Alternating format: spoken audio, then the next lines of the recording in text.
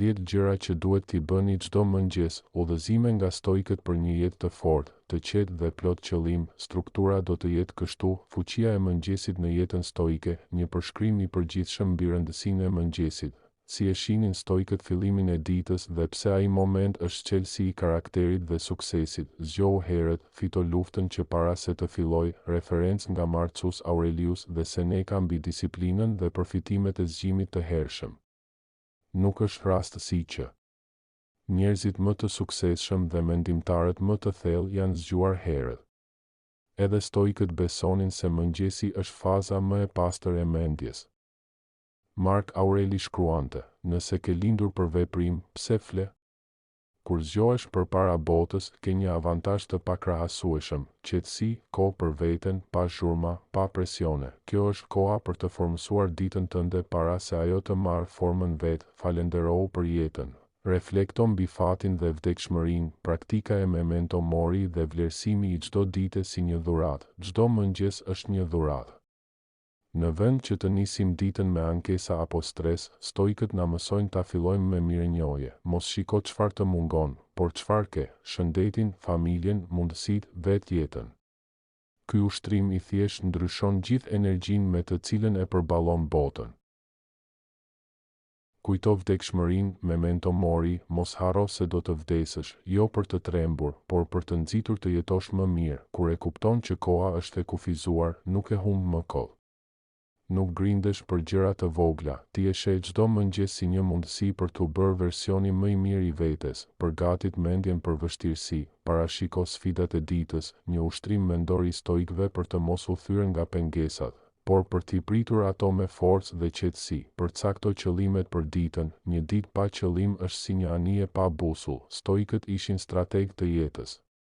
Çdo mëngjes pyet veten: çfarë dua të arrij sot, si dua të sillem me të tjerët? Cilat janë sfidat që mund të shfaqen? Kur dita ka një strukturë, edhe mendja është më e qartë. Mos u var nga emocionet, vendos parimet përpara reagimeve, si të kontrollosh veten kur bota është e paparashikueshme. Mençuria stoike kundrejt reagimit impulsiv. Lexo ose dëgjo një mendim të madh, ushqim për mendjen, sugjerime për lexim të shpejtë të teksteve stoike ose të ndonjë reflektimi filozofik çdo mëngjes. Parashiko pengesat. Premeditatio malorum. Një nga teknikat më të fuqishme stoike është të mendosh për skenarin më të keq dhe të jesh gati për të. Mos shpreso që gjithçka të shkojë vaj, përgatitu që disa gjëra të mos ecin, kështu nuk tronditesh.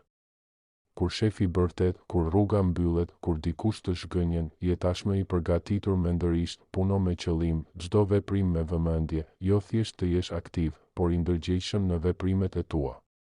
Dallimi mes punës së zhurmshme dhe produktivitetit me qëllim. Kontrollo mendimet dhe emocionet. Stoikët nuk ishin të ftohtë, por të vetëdijshëm. Ata besonin se njeriu i mençur nuk është ai që nuk ndjen, por ai që nuk lejon emocionet ta kontrollojnë. Çdo mëngjes merr pak kohë për të vëzhguar mendimet e tua. Janë pozitive apo negative, të ndihmojnë apo të frenojnë? Nëse i kontrollon ato, i kontrollon jetën. Kujdesu për trupin. Trupi si tempulli i mendjes. Si i trajtonin stoikët aktivitetin fizik dhe lidhjen mes trupit të fortë dhe shpirtit të qetë. Shërbet të tjerëve. Bëhu i dobishëm dhe i dhembshur. Jo gjithçka është për ty. Stoicizmi është edhe për të qenë pjesë e komunitetit dhe për të kontribuar. Puno në heshtje. Lëri rezultatet të flasin. Disiplina e heshtur. Si të qëndrosh i përqendruar dhe të mos krekosesh. Mbaj një ditari. Reflekto për veten para se të dalësh nga shtëpia. Journaling si mjet i fuqishëm për rritje personale dhe ruajtje të ekuilibrit. Lexo një fragment stoik. Vetëm një paragraf nga një libër i Mark Aurelit apo Senekës mund të ndryshojë ditën. Është si të marrësh një vaksinë filozofike për sfidat që të presin. Zgjidh një fjali. Medito mbi të. Ktheje në mantrën e ditës. Shembull, nuk janë gjërat që na shqetësojnë, por gjykimet tona për ato. Epikteti, bëj diçka fizike. Trupi dhe mendja janë të lidhura. Një trup i dobët krijon një mendje të paqëndrueshme. Ushtrimi, ecja, stretching, frymëmarrja forcojnë përqendrimin dhe disiplinën. Stoikët praktikonin vetë kontroll edhe fizikisht.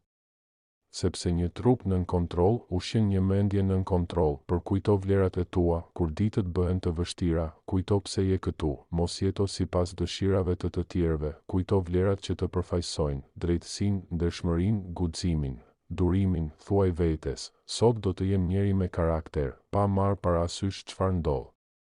Përfundim, jeto si një stoik çdo ditë, një përmbledhje frymëzuese që të fton të zbatosh stoicizmin në jetën e përditshme. Trajno mendjen të përgjigjet, jo të reagoj. Filozofia stoike hyrje në jetën e përditshme. Shpesh përballemi me situata stresuese, provokime dhe sfida që kërkojnë vendime të shpejta. Shumë herë, në vend që të veprojmë me qetësi dhe maturi, ne reagojmë në mënyrë impulsive, duke u lënë të pushtuar nga emocionet momentale. Por filozofia stoike na mëson një qasje tjetër, të trajnojmë mendjen që të përgjigjet me maturi, në vend që të reagoj emocionalisht. Ky koncept është thelbësor për zhvillimin personal, mirëqenien mendore dhe suksesin në marrëdhëniet ndërpersonale. Në këtë shkrim do të eksplorojmë kuptimin e kësaj shprehjeje, si mund ta zbatojmë atë në jetën tonë dhe cilat janë mësimet e filozofëve stoik mbi këtë temë. Kuptimi i të përgjigjesh vs të reagosh. Reagimi është një veprim impulsiv, emocional dhe shpesh iracional. Kur reagojmë, lejojmë që emocionet të na udhëheqin pa reflektuar mbi pasoja. Përgjigja, në anën tjetër, është një veprim i menduar, i matur dhe i bazuar në logjikë. Përgjigja vjen nga një mendje e qetë që merr në konsiderat pasojat afatgjata të veprimit. Shembull, dikush ju fyen në rrugë. Nëse reagoni, mund të zemëroheni dhe të kundërpërgjigjeni me fjalë të ashpra, duke përkeqësuar situatën. Nëse përgjigjeni, mund të vendosni të qëndroni të qetë, të analizoni situatën dhe të zgjidhni një mënyrë të mençur për ta trajtuar atë. Mësimet e stoicizmit mbi kontrollin e emocioneve. Filozofët stoik si Epikteti, Seneca dhe Mark Aureli na mësojnë rëndësinë e kontrollit të emocioneve dhe ruajtjes së qetësisë mendore. Sipas tyre, ne nuk kontrollojmë botën e jashtme, por mund të kontrollojmë mendjen tonë. Epikteti thoshte, nuk janë ngjarjet që na shqetësojnë, por mënyra se si ne i interpretojmë ato. Kjo do të thotë që ne kemi fuqinë të zgjedhim si ti përgjigjemi një situate, në vend që të lejojmë që ajo të na kontrollojë. Durimi dhe reflektimi janë shenja të një mendjeje të fuqishme. Seneca këshillonte, nëse dikush të zemëron, dije se kjo ndodh sepse ja ke dhënë lejen të shqetësojë. Ky mendim na kujton se ne jemi përgjegjës për emocionet tona dhe se nuk duhet të lejojmë të tjerët të diktojnë gjendjen tonë shpirtërore. Vepro me arsyetim, jo me ndjenja impulsive. Marco Aureli shkruante, qetësia vjen kur e pranon atë që nuk mund të ndryshosh dhe fokusohesh te ajo që ke në kontroll. Nëse dikush na provokon, mund të zgjedhim të mos e lejojmë atë të ndikojë në qetësinë tonë. Si të trajnojmë mendjen për të përgjigjur dhe jo për të reaguar një. Praktikoni vetdijen, mindfulness, kur ndjeni se emocionet po ju pushtojnë, ndaloni dhe merrni disa sekonda për të reflektuar. Mos u nxitoni të përgjigjeni menjëherë. Vetdia ju ndihmon të vini re emocionet tuaja pa vepruar menjëherë sipas tyre. 2. Merrni frymë thellë para se të veproni. Një teknikë e thjeshtë, por shumë efektive. Kur jeni të zemëruar apo të shqetësuar, merrni frymë thellë 3-4 herë dhe pastaj mendoni për përgjigjen tuaj. Kjo ndihmon në qetësimin e sistemit nervor dhe uljen e stresit. 3. Pyesni veten, si do të vepronte një njeri i urtë? Para se të veproni, mendoni për dikë që e respektoni për mençurinë e tij. Çfarë do të bënte ai në këtë situatë?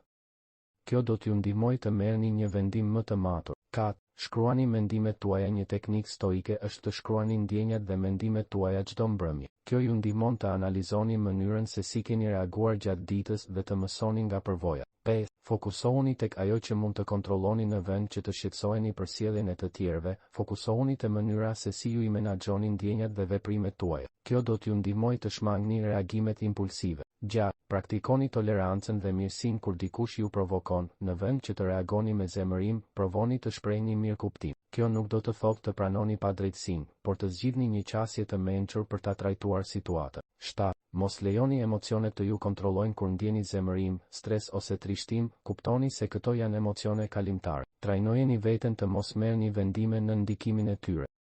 Përfitimet e trajnimit të mendjes për të përgjigjur dhe jo për të reaguar qetësi mendore, do të jeni më të qetë dhe më të balancuar emocionalisht. Marrëdhënie më të mira, do të shmangni konfliktet e panevojshme dhe do të ndërtoni marrëdhënie më të shëndetshme. Vendime më të mira, do të veproni me maturi, duke marrë vendime më të mençura dhe efektive. Vetkontroll dhe disiplinë, do të fitoni një nivel më të lartë të vetkontrollit, duke ju ndihmuar në të gjitha aspektet e jetës. Më pak stres dhe ankth, nuk do të shqetësoheni për çdo gjë të vogël, por do të mësoni të pranoni dhe të menaxhoni situatat me qetësi. Përfundim, filozofia stoike na mëson se forca e vërtet qëndron në aftësinë për të kontrolluar reagimet tona. Kur trajnoni mendjen që të përgjigjet në vend që të reagoj, ju fitoni lirinë e vërtet mbi emocionet tuaja dhe mbi jetën tuaj. Aplikimi i këtyre parimeve në përditshmëri do t'ju ndihmojë të përballeni me çdo sfidë me më shumë qetësi, mençuri dhe vetkontroll. Kështu, ju jo vetëm që do të keni sukses në aspektin personal dhe profesional, por do të jetoni edhe një jetë më të lumtur dhe më të ekuilibruar.